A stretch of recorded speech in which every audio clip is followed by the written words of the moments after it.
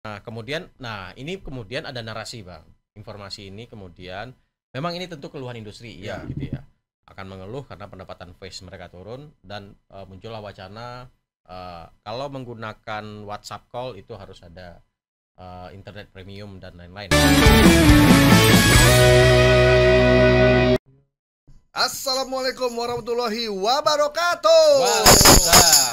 Kembali lagi di program paling fenomenal di tanah air dan juga di dunia, viral tapi hoax.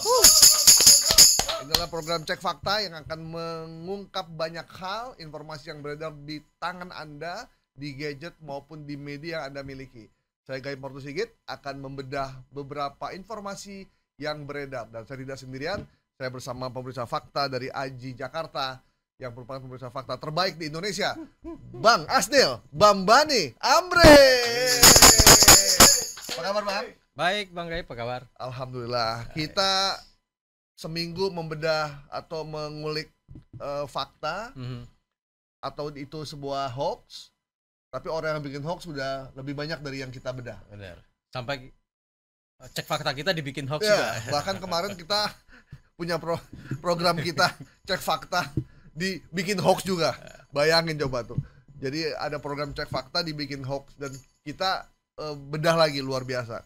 Bang, ini ada beberapa informasi yang beredar yang akan kita bedah terkait dengan adanya informasi bahwa Komdigi akan kaji pengguna harus beli internet premium untuk WhatsApp call. Ini sempat beredar luas.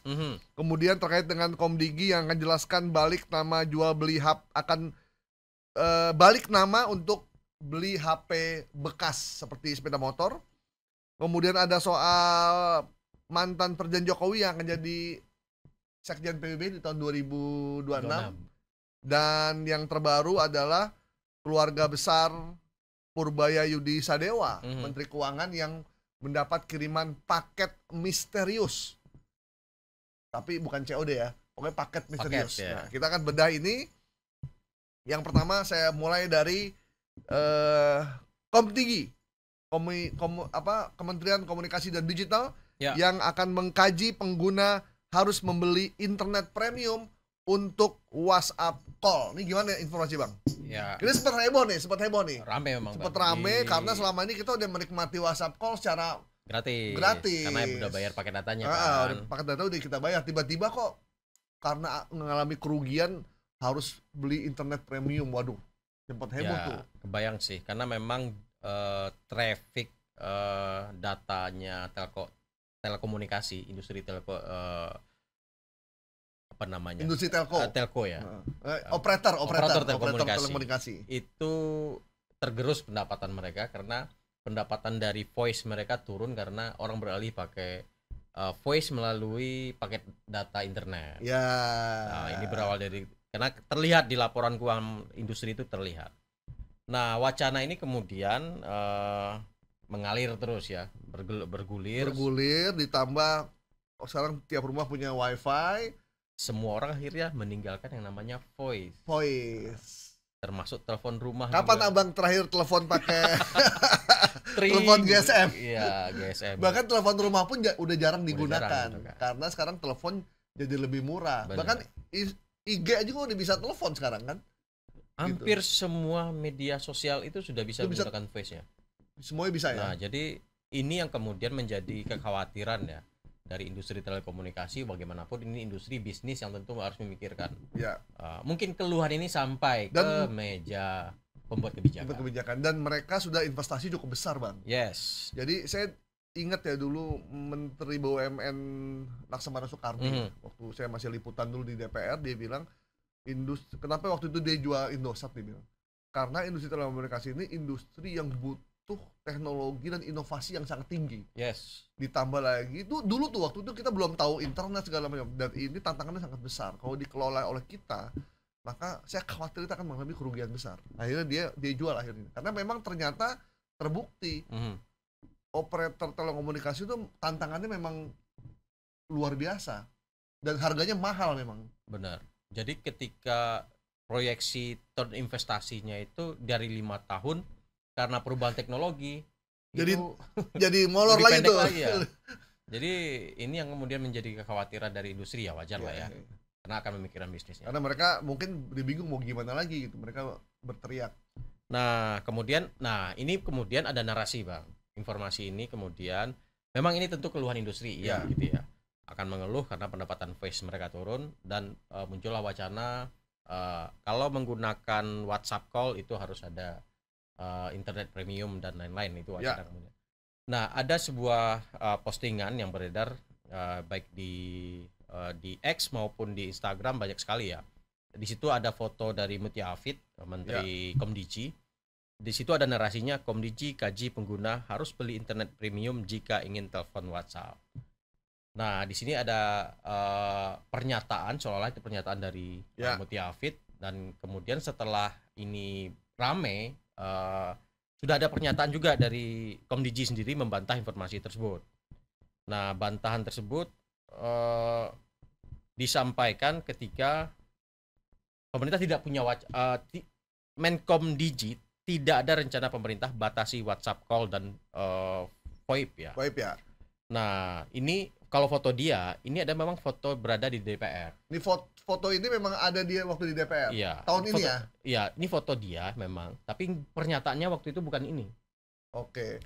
Ini kan pernyataannya Komdiji kaji pengguna harus beli internet premium jika ingin telepon WhatsApp. Benar. Informasi ini beredar langsunglah meledak. Ya. Dan seolah-olah pertemuan di DPR itu Komdiji menyampaikan kajian itu. Padahal kalau dilihat faktanya, ini foto adalah foto ketika Komdiji berada di DPR untuk melakukan rapat kerja di Komisi 1 terkait dengan penambahan anggaran dan program keberlanjutan Pusat Data Nasional. Oke. Bukan terkait kajian, karena kan ketika kementerian mau bikin regulasi, mereka kan konsultasi. Kan di DPR gitu kan.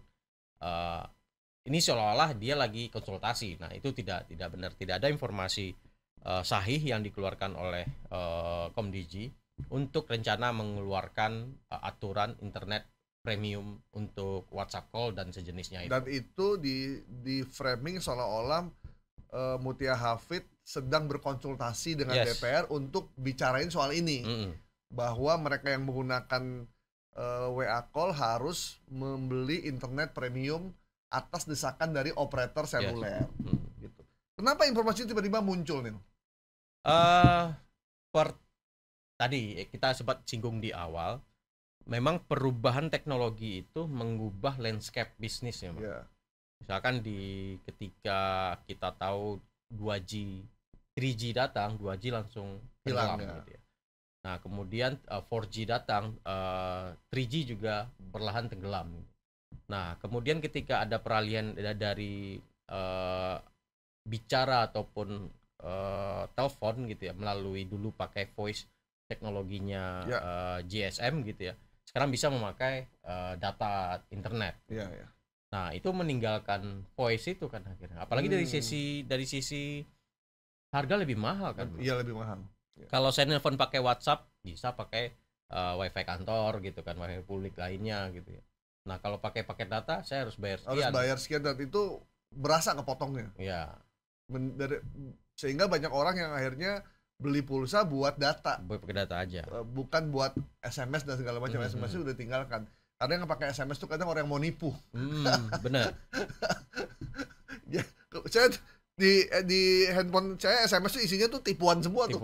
Atau iklan. Atau iklan promo.